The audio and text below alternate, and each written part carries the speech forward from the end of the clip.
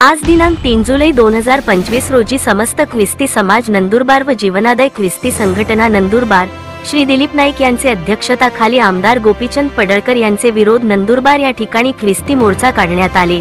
यांच्या विरोध कलेक्टरला डीएसपीला निवेदन देण्यात आले। याच्यामध्ये नंदुरबार जिल्ह्याचे हजार ख्रिस्ती बांधवाने उपस्थित राहून योगदान दिले।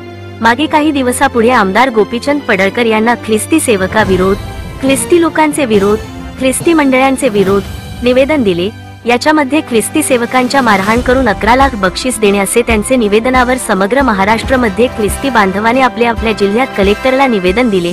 आज हजार संख्यामध्ये ख्रिस्ती बांधवांनी नंदुरबार कलेक्टर ऑफिसवर निवेदन देण्यासाठी मोर्चा काढला। याच्यामध्ये हजारो ख्रिस्ती विश्वास करणारे उपस्थित होते। असंख्य ख्रिस्ती मंडळींचे अधिकारी, अध्यक्ष, उपाध्यक्ष उपस्थित होते।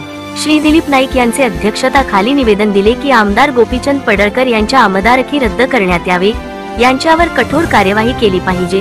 आजच्या ख्रिस्ती मोर्चामध्ये उपस्थित माननीय श्री दिलीप नाईक, माननीय श्री RC गावित, माननीय श्री दिलीप गावित आणि हजार ख्रिस्ती विश्वासी, नंदुरबार जिल्ह्यात असंख्य ख्रिस्ती संस्थेचे अध्यक्ष, उपाध्यक्ष आणि कमिटीचे लोक उपस्थित होते। समस्त ख्रिस्ती समाज नंदुरबार जिल्ह्याच्या वतीने माननीय जिल्हाधिकारी कार्यालयासमोर धरणे आंदोलनाचा कार्यक्रम घेण्यात आलेला आहे। आज आम्ही कलेक्टर साहेबांना भेटून निवेदन दिले आहे।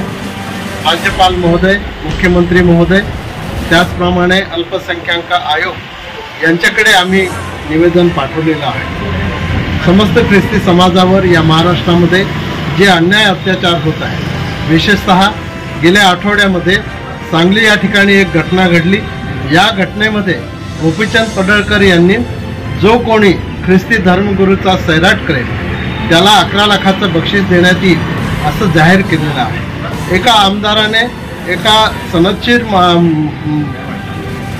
पदावर ते राहत असताना देखील त्यांनी अशा प्रकारे धमकी देण्याचं जे काम केलं आहे त्याचा निषेध करण्यासाठी म्हणून आम्ही या ठिकाणी एकत्र जमलो। त्याचबरोबर महाराष्ट्रामध्ये ख्रिस्ती समाजावर ज्या ठिकाणी धर्मांध शक्तीपासून किंवा जे जातीयवादी संघटना आहेत त्यांच्याकडून जे हल्ले होत आहेत ते थांबावे आणि शासनाने वेळीच सर्व घटनांची दखल घ्यावी।